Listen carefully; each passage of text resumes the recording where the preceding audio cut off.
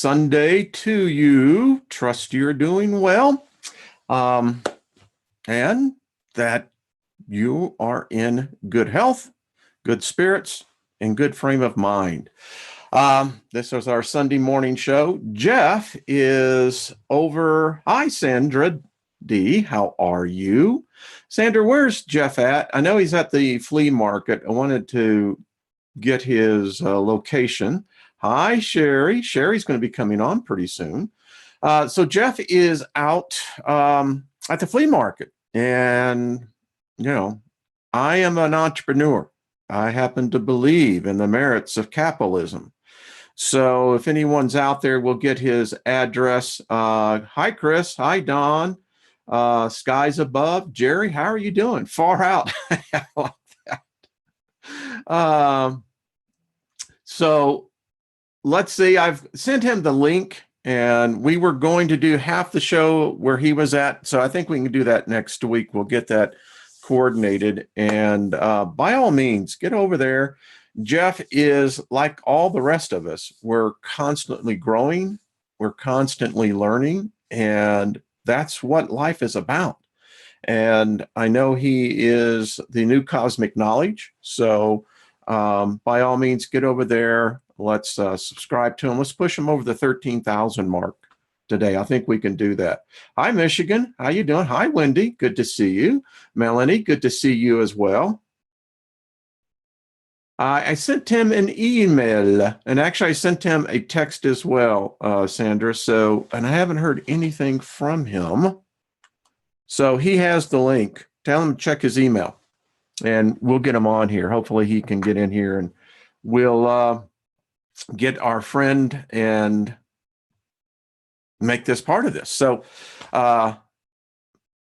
anyway, Pinellas County. Not sure. Okay, I hope I said that right. What are we learning today is what Robert said. Hey, Gary, how ya doing? Warrior Princess, hello. So I woke up to an email that was just full of positive vibes. You ever had those that, it was quite interesting. And I can almost tell you verbatim what it said, because it's just one of these classics.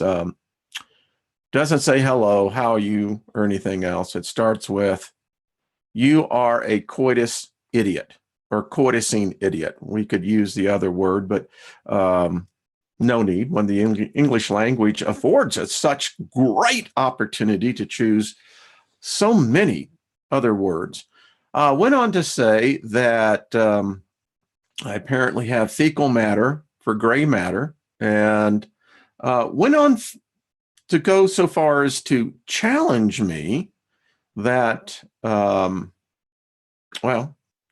the person went on to say, you tell great stories, but again, you don't know coitusing anything. You're not only coitusing ignorant, you're coitusing illiterate as well. And went on with a few other choice things. And I thought, well, what a delightful place for a man to be at. Could you imagine waking up in the morning and you're going to say, well, I'm just going to share my love. And that's what I felt. I felt the love. So, however, it did bring up something that I think is important. In the YouTube universe, we see the faces.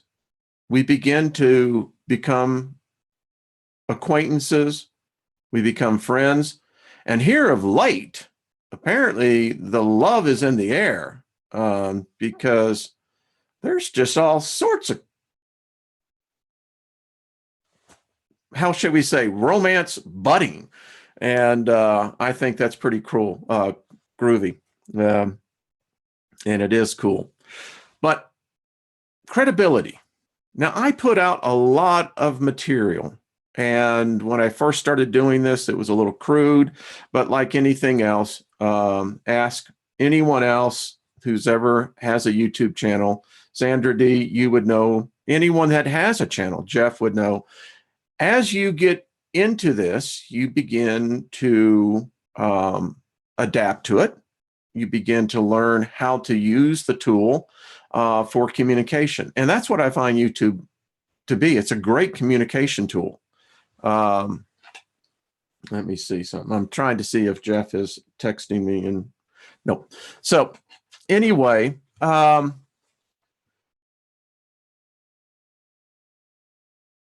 point that I was getting to is that sometimes, particularly with the material that our community puts out, I like how one person wrote over on Jeff's channel, the Guardians of the Galaxy, Rex. By the way, speaking of Rex Bear, him and I will be doing a podcast today, 1 Central, which I'd be 2 Eastern, noon Mountain Time. And I believe it's going to be on his channel, but if it's not, it'll be here. Either way, I and the Rex Man will be getting together, and that's always a fun time. So, credibility. Now, a lot of people know me by, like I said, the documentaries that I produce and the live broadcast. And I think the individual, although he's obviously in a place of confusion. I get that. I was there, and when you're in a place of confusion, you're going to strike out at the source that's causing that irritation. And there's a lot of people that come on this channel that they get irritated. So credibility.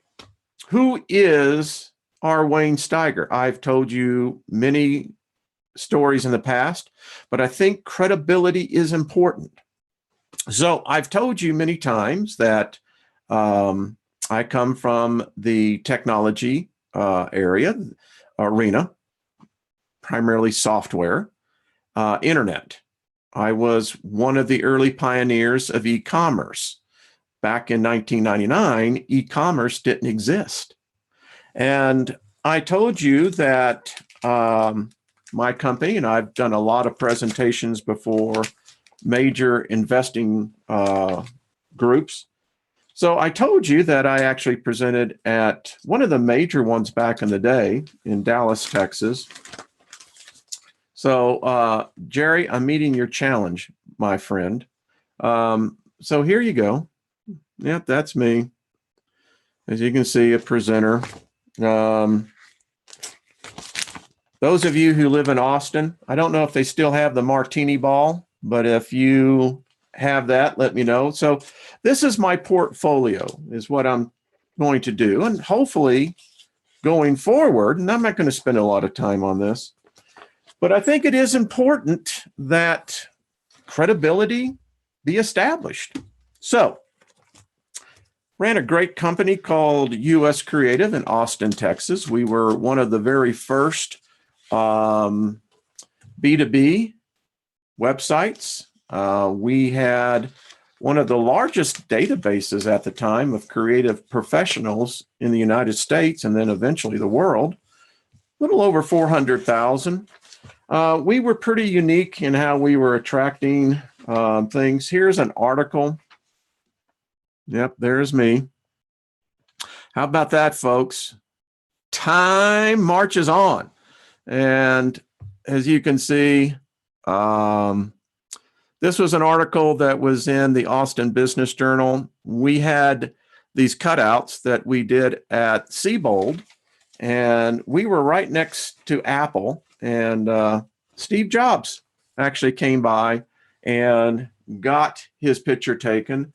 And what we also did in creative days, because back then the internet, we didn't know what to do with it, but we were having fun with it.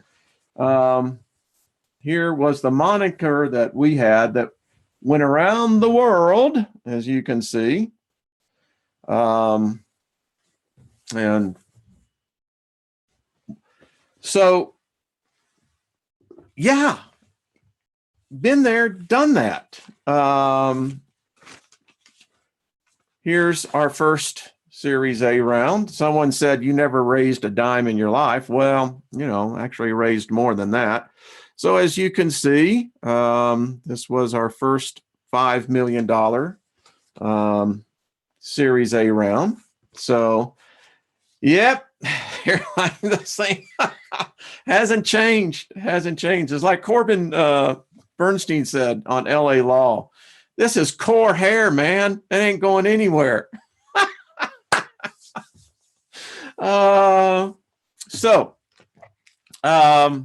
Yeah, I really do this stuff.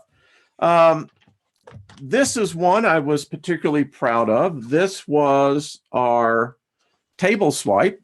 Now, what's significant about this was that it was actually the first pay at the table for the United States. And this is just one of the terminals. My company was the very first company to actually bridge the wireless 802.11b format to actually talk to an enterprise level software system. And we were the very first company that did that. So, yeah. Hey, Iris, how you doing? So, yeah, I do software. This little system, I won't get into it all. This was just the beginning, but that little system, folks, is part of your 911 call center right now. We sold that to Northrop Grumman. More software. This was K-12 software. I'll show you some of that. More software. This was more part of the 911 call center. What we developed was the first real-time interactive response system. It was designed specifically to eliminate the blue canary syndrome. And the blue canary syndrome was how cops knew that they had a hazmat situation, typically first responders, by the dead cop. And our goal was to eliminate that, and I'm very proud to say we did. We worked with Microsoft. We worked with a number of U.S. Federal agencies, and we developed a system that is now deployed today. So just credibility is important. Yeah, I'm a fun guy, but, it's always fun to show you that a lot of this stuff is for real. Lots of clients, letters. This was one I particularly liked from the University of Tennessee. I was actually in the hospital room, about to go into knee surgery, had this big order for University of Tennessee. It was back in the days when I did video duplication. And when I talk video duplication, our type of orders were, we loved the 10 million copies. Rogaine was a great customer at the time. Great thing about US Creative that I really enjoyed, we were the first truly web broadcast live from South by Southwest. In that time, this was what the old website used to look like. We were also the first internet company to snag an exclusive interview with the directors of the Blair Witch Project. So, it was a lot of fun. Did a lot of work. One of my clients was Bob Hope, one of the facilities that I worked with in Nashville, Tennessee.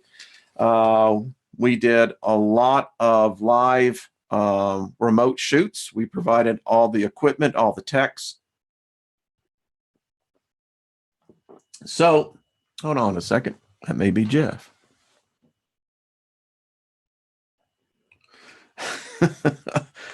Hold on one second. I love the interactiveness.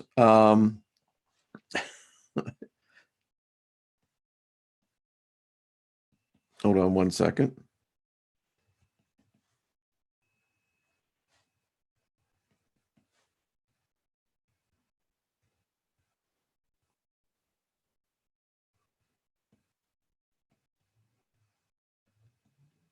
There we go.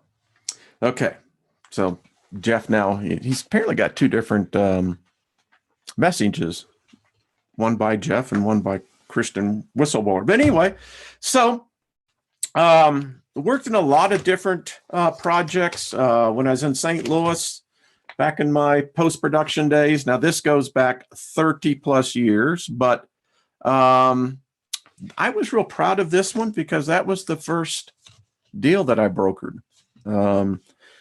And all of you know who George Norrie is, who was on Coast to Coast. Well, I knew George before Coast to Coast. I knew George when he was in the video post-production business. This was the facility that we had and we brought to St. Louis, world-class post-production facility. In my time, did a lot of work for different clients. A couple I'm pretty proud of. One particularly was a very good client, very good friend. Some of you may have known him as the King. And so Richard, we did a complete campaign for him on his retirement with NASCAR. Another client I had was Davey Allison, the late Davey Allison. We raised corporate sponsorship. We did production videos. General Motors was a great client. This is the very first recyclable, what we called mailer and video sleeve that was produced back in 1991. Yeah, we were green before green was in fashion. Couple of things. These are pristine tickets that went to the farewell concert for Richard Petty, Alabama. Yeah, they're collector's items. Let's see. Company that we ran was Sovereign Communications, and here is Jeff Gordon. Press credentials on many of the clients. So, like I said, I think it's important that, well,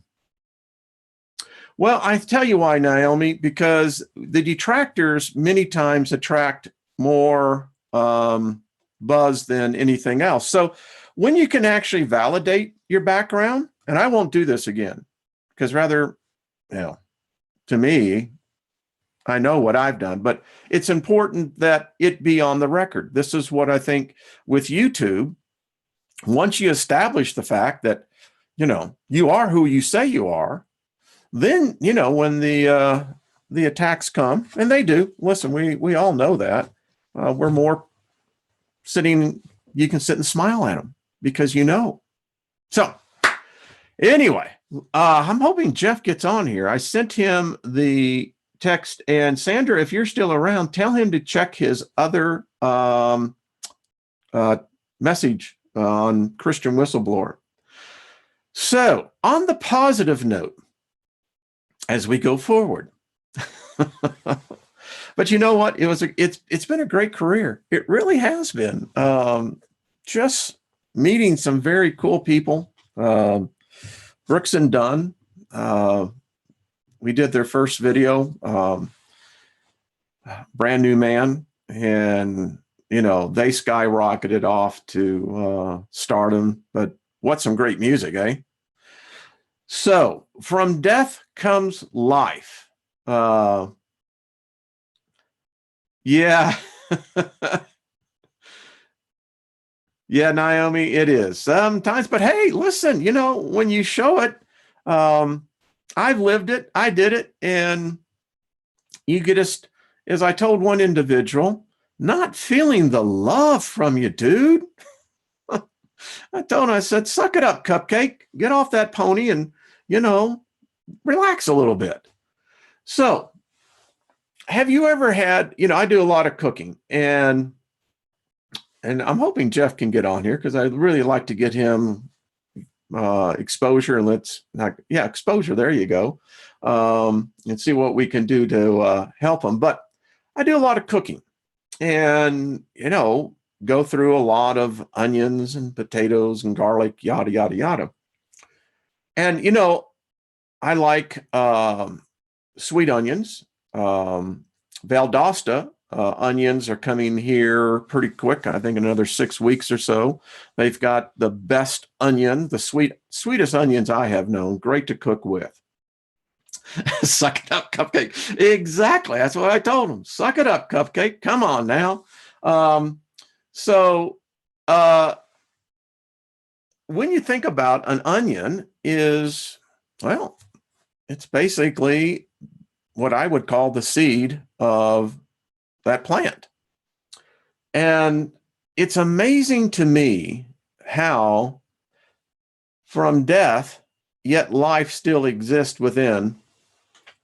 Take this onion. I found this growing. And it's gotten in the back of the pantry. But now I'm going to plant this. It's got the desire to regenerate itself. And I was thinking about this today more and more about the regeneration process of our bodies. So I'm awake about 4:30, right? And I keep thinking about the fact how different it would be if all of us truly did have that logos, that rhema, that explosion of cognitive awareness of how precious our bodies are. And all of you know that we have a granddaughter that has come into the world, and just absolutely I'll tell you, when you see life, the preciousness of that life, it brings tears to your eyes, number one, but it also brings, for me, the opportunity to truly witness from a different perspective now the entry of this life form and all that awaits her in her life, all the experiences and everything that went to keep her alive in that times when she was sick as that precious new life, and all the people that were watching her, helping her, and they were helping her body.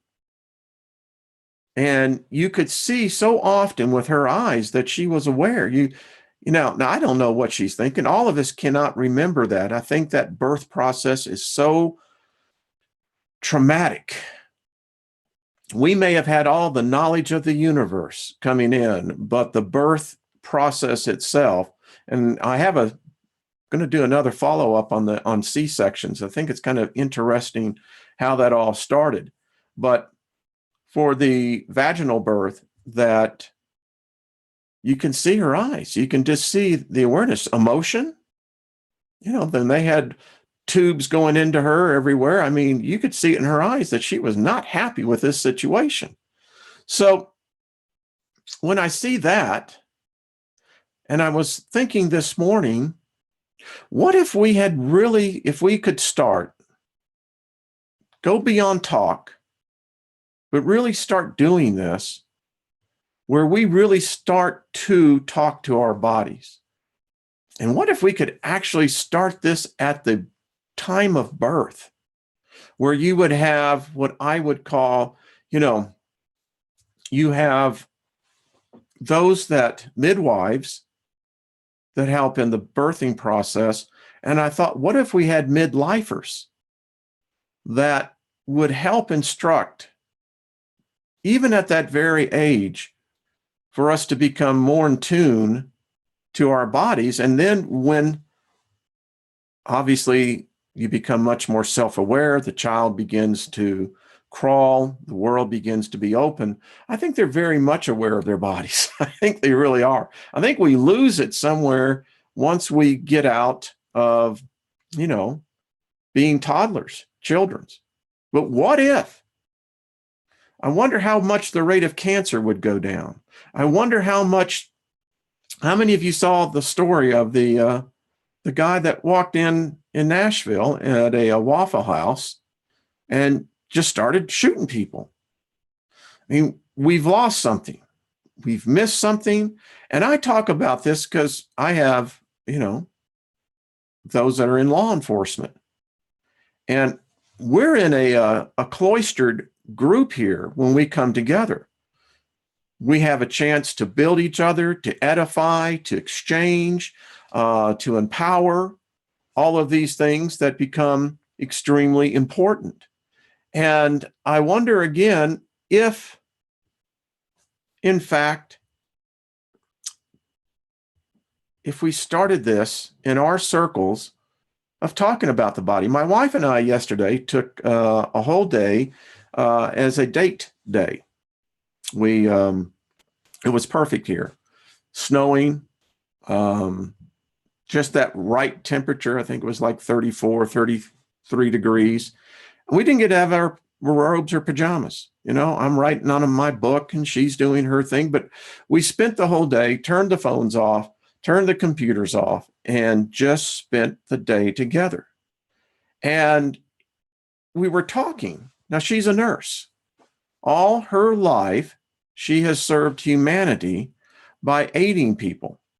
That's what Lynn does. And she's very good at it.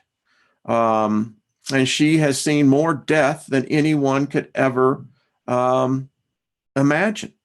And she has a unique perspective on death. She won't come on here because, quite frankly, we value our privacy. But anyway, Lynn and I get into the best discussions. We are soulmates. We communicate psychically many times. But we were discussing how Western culture, from the very get-go, begins to assail the body. We're taught as toddlers to be ashamed of our bodies. We're taught that it's modesty. But what we're inflicting and in passing is this thing called shame. And then shame carries on to the inner child, the inner being as well. And then as you begin to advance into life, you begin to have those questions about your body. But because of the confusion culture, you are not sure if your body is your friend or your enemy. You definitely learn that your body needs maintenance. You find out very quickly as well. You abuse the body speaks back at you.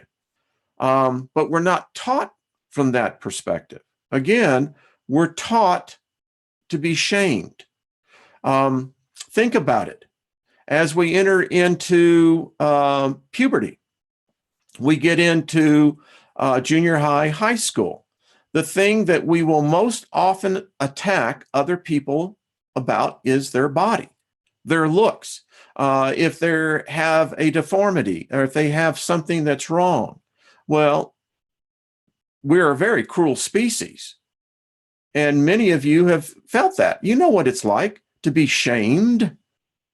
And then they put us into, within the public education system, where now you're showering with many other of your same kind. And now the assaults really start coming, not so much not physically, but cognitively. You're having to adjust all this time. And there's a point to all this. So as we continue to progress in life, we continue to never respect our bodies. And it's evident by what we see in ailments, organs going haywire. And it wonders for me if we would start to teach that each individual spirit being holds the genetic key to unlock the genetic code within their bodies. I'm looking at this even from a science. I'm trying to see what actually modern science is doing in the area of frequency vibrations with organs. I mean, we can grow organs now. And the question is, can we personally continue to program our bodies? I think we can. I do. I'm just reading some of y'all's comments.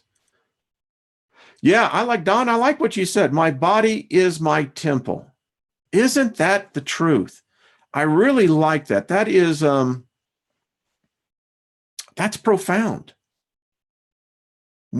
Our bodies are a temple.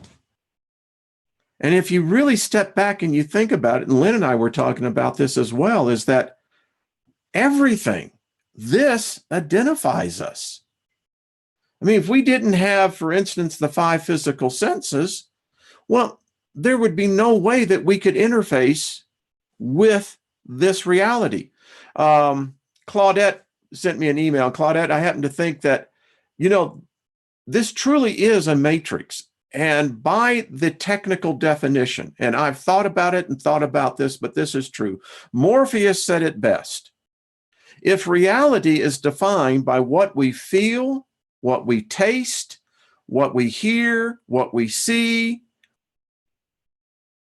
what we hear, etc., then that really is nothing more than electrical impulses registering upon our brain. That's all it is. It's a bizarre world when you think about it that way. And if, in fact, we are spirit beings, lately, I have seen a lot of deaths. We've seen them in the news. The passing of Barbara Bush amongst one. There's been it just seems like there comes in waves. Now, in reality, people are dying every second.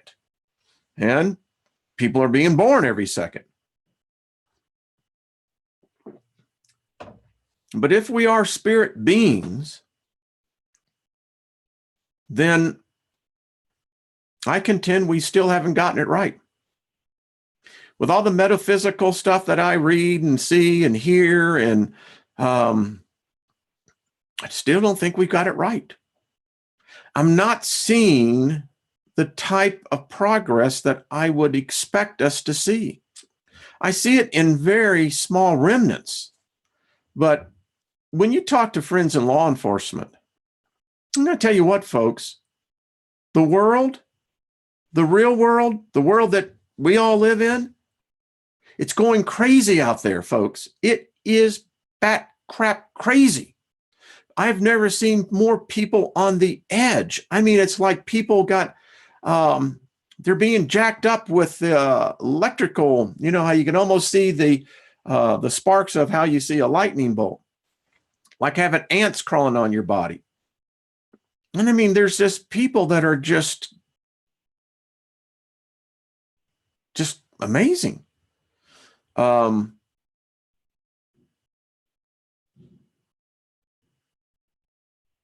just reading some. Well, Mac, remembrance, I'm just reading yours.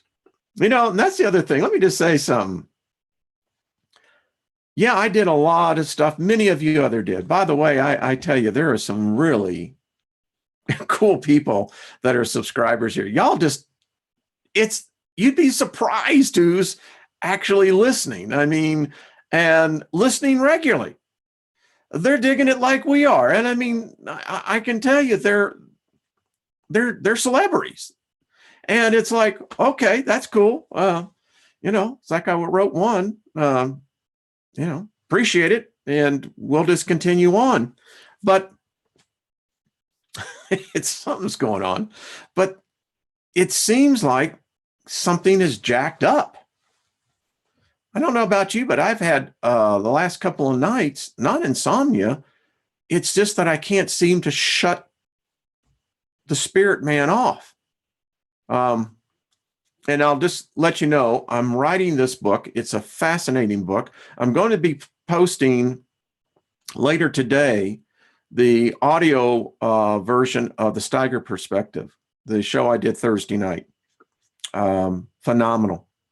If many of you are struggling with some of the issues that I have been, getting to this place, it will help.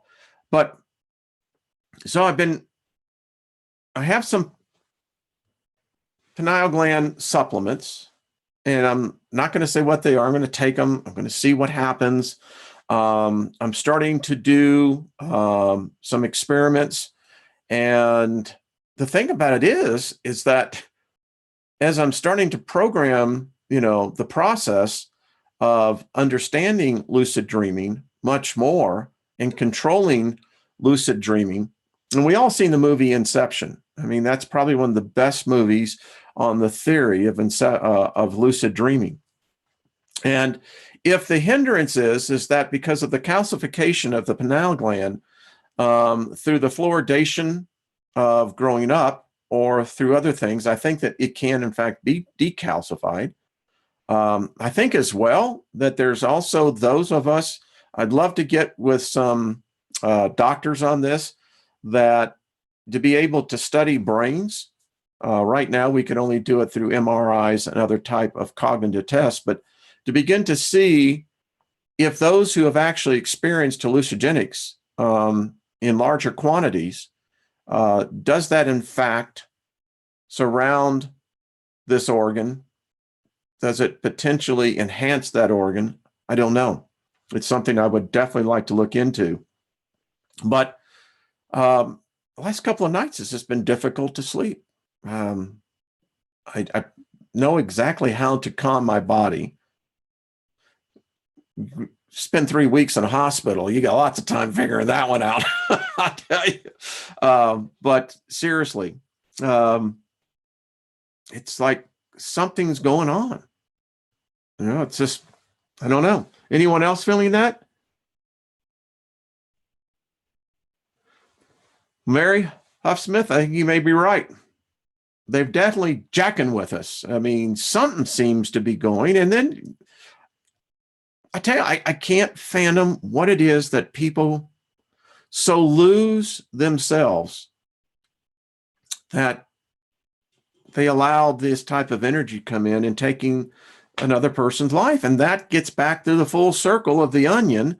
The fact is that we've missed it as a species, folks.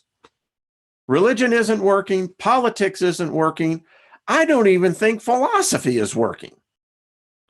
And as much as I love philosophy, I am a philosopher. We're all philosophers. Each of us have our own stories. The theme for this, it's your Sunday, it's your Sunday. So we all have the story. Each and every one of you have a story. I'd love to sit down and listen to it. I try to get most of you on here that I can. I owe an email to Grace, but I'll tell you, seeing her work, Grace Baxter, just blown away. Matt Hatter with his work on the coding on the Bible. And just to set the record straight, I'm not an atheist. Probably more in love with the infinite being than most people in religion. Because the thing that I have come to find out is that if the Creator is omnipresent, omnipotent, all-knowing, all-seeing, it's everywhere, all the time, all in every place, then how could I be separated? How could I ever be a part of something? I mean, that's like trying to get yourself into a room that you're already in. It's crazy. And I can commune beyond space and time with this presence. And the thing that, again, my wife and I talk about, y'all would love to come in and have some coffee time around some of the conversations we have. What we have really come to discover is that this God that everyone thinks and gets this whole idea of holy and, that just goes down a rabbit trail.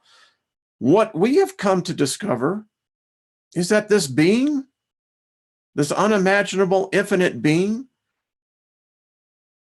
is not really good or evil. It created it all. It just is. And it's not a battle between one ideology to the other. I mean, if you think about it, how long does it take to win a spiritual battle? I mean, if it requires thousands of years, as George S. Patton would say, your head is up your ass. It ain't working. Now, granted, I don't know everything. There may be some pieces that I could be missing, but to think that we struggle our whole lives with this good and evil, well, I'm going to take up this banner because this banner makes me the right banner. Well, how do you know that? You got a left hand too. That's what I always tell people. That's why I left politics. I despise politics. I think that what I see today is the perfect example of true haters. All you have to do is just look at the headlines and see what's going on in Washington, D.C. If that's the representation of the progress of humanity, and I'm speaking to progressives, liberals, conservatives, Christians, non-Christians, if what's going on in our government in the United States today is the best that the United States has to offer in intellectual prowess, we have collapsed. Our society is disintegrating before us because what we see on display is hate, hate, hate, hate. They preach hate. The Democrats preach hate. The Republicans preach hate. And then they blame each other for preaching hate. And then they want to know why we're such a divided nation. Well, again, if that's the intellectual prowess, all those guys got college degrees, master degrees. Is this what they teach in higher education? Is this what we expect? Now, all evidence, we have failed. We have failed as a species, we have failed as a society, and we have failed as a culture. Because it's not working. It's just not. I see people in the metaphysical community trading one religion for another. You ought to go back and listen to the program with Sandra O'Rourke, Jennifer Collins' daughter. By the way, Jennifer was supposed to be on Friday night. I think there was a mix-up, but we'll get her back on. And as I told Lynn last night, I said it's because we don't appreciate the gift that we've been given. These bodies, they're wonderful. And I get to do time travel. There was enough articles written on me decades ago. And I look at that guy and I love that dude. I love him today. And you know what? I love the kid. I think Bruce Willis did a movie called The Kid, and we got to stop this. Like I said, that's why I left politics. I was in the elite conservative group. Most of you, I can tell you what, most of you couldn't get in. And you know what I found? This so-called power, whether it be Supreme Court justices, vice presidents, senators, congressmen, women, I didn't want anything about it. They did not have what I called a living soul anymore. It was so indoctrinating, just like religion, and it all was around money. Money. I sat next to attorney generals. I've dined with governors. Nothing's changed. And here I sit. So I think it does qualify me for giving a unique perspective on things. Because if what we see happening in the United States, and it's happening in other countries, Germany, Great Britain, France, Russia, I don't know, folks. I just keep saying something's not working. And I wish us in the metaphysical community could get to that, that place as well and realize this is not working. And I don't know what's missing. I see people even in circles that I step back and I go, why would they say that? Why? No one attacked them. No one was a threat. And I think to myself again, what a wonderful world it is. Because regardless, the good or the bad, it's still the experience. And maybe some point in time, our voice will rise to the places of the halls of Congress, the halls of power, where we could have a voice. You see, here's what I'm coming to understand, folks, and hear me on this. We don't have a voice. Who is the voice of the metaphysical community? Who is the voice that could go and be able to be potentially a beam of light for the darkness that Congress is? The Congress is a dark, dark place. There's no light there. The spiritual energy there is the one who I know. I got close to it. I ain't powerful enough yet. And until we can learn to have a voice that's unified amongst ourselves, then how do they learn?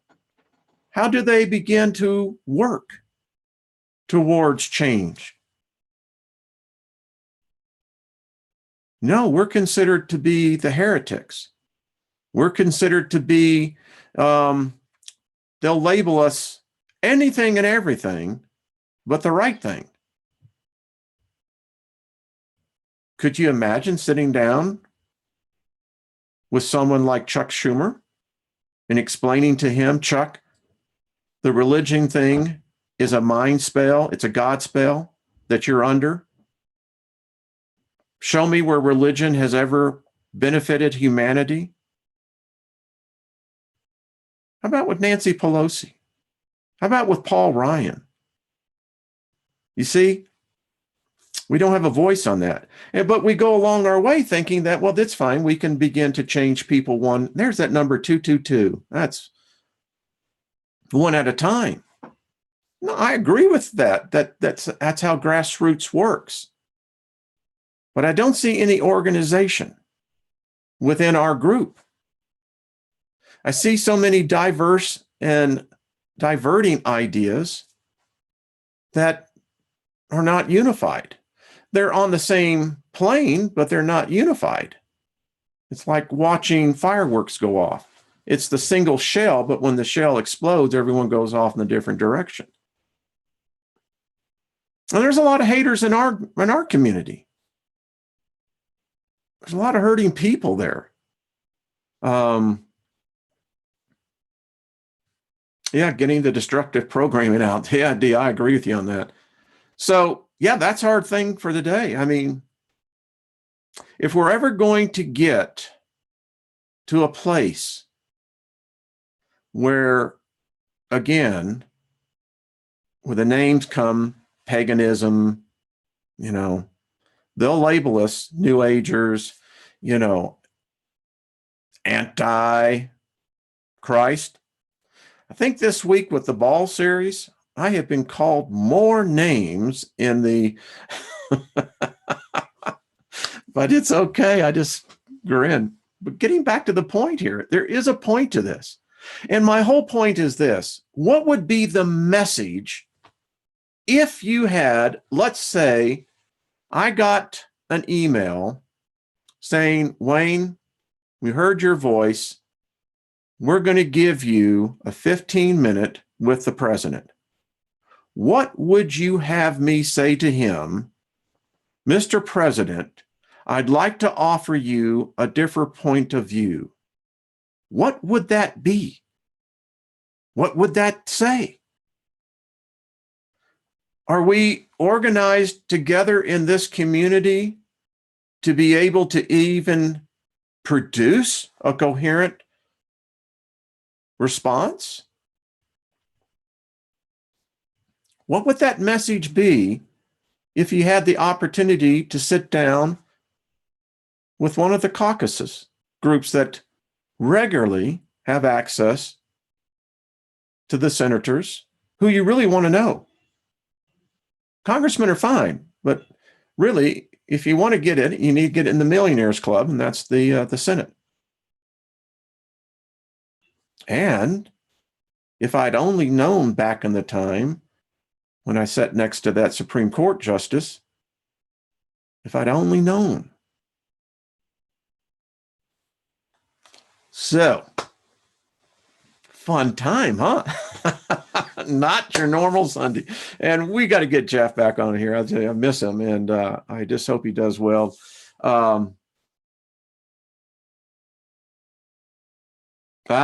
Jenny, I'm just reading your statement. I would say, Mr. President, don't serve mammon. Knock down all the walls and pillars. It's a very interesting point about mammon, isn't it?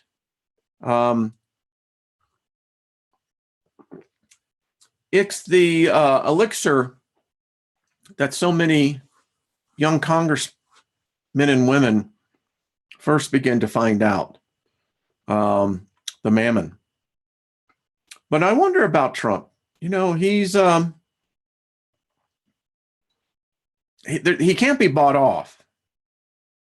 I think that's what infuriates so many of the elite establishment, is that he can't be bought. He's richer than they are, and that pisses them off.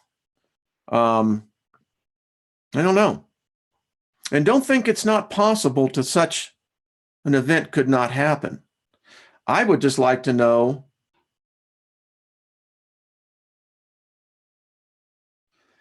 yes, Angela, I agree with you. We can do this. That's what I do. You know, I'm not a metaphysicist. I'm a thinker. That's what my gifting has been. I've always been a person with ideas. I got a whole portfolio that you haven't even seen of not just ideas, but ideas that gave birth. And that's a difference. There's a lot of people that have ideas, but unfortunately, not many know they all become aborted way too prematurely. But I'm just saying, we need a voice. We need a voice in Congress. We need a voice that doesn't mock us, that doesn't ridicule us, that takes us as serious as any other voice of this country would be. We don't have a voice. I can tell you, we don't have a voice where a voice could begin to change things. The Arcanian laws that are passed and the strife that reigns supreme now, this God, this deity that now has ascended over our country, it's taken root. I mean, and I challenge anyone to show me any different. This is stronger than any other deity or God I have seen, because you can see how it's begun to root the power, and there's this struggle. And if there's ever a time that I think men and women who could benefit from listening to a rational 10, 15-minute conversation could be the seed to begin to change a different way of looking at things. Because religion's not working, folks. Politics is not working. I love our species. I know you do as well. And I think we got to do something. Because we got to stop this. We're killing ourselves. And I don't know about you, but again, I told you, something last week when I read that story about that 17-year-old killed because the order was wrong. I mean, and there's many, many, many more. There's such travesties that's going on. I often look at these people who are protesting, holding up the signs. And you know what was lacking in all that? There's no understanding. There's no comprehension. There's no love. That's obvious. Even all this stuff that's going on in the schools, it's energy that's never going to do anything because they don't understand. Neither do their parents. And if the parents don't understand, the children never will. So, anyway, think about it. We can do it. We can. We can. We just got to remember that it's the journey that each of us are on. But boy, when we do get linked into it, we really do get, unified. Boy, that's when the magic starts, isn't it? Yeah. So let's make some magic. All right, folks. Hey, I appreciate you. Thank you for stopping in. You have a choice, and I appreciate the fact that you stop in here. Make sure to check out Jeff's channel, The New Cosmic Knowledge, Jennifer Collins, Crypto Thinkers, and Sandra D with her channel, Heidi, Trisha G, and Sue G, and Rex, and all the rest of us. Y'all just have yourselves a good day. We'll see you again in a couple of hours. And man, just remember, love yourself. And it's your journey, so let's make it the best one. All right, folks. Bye-bye. We'll talk to you soon.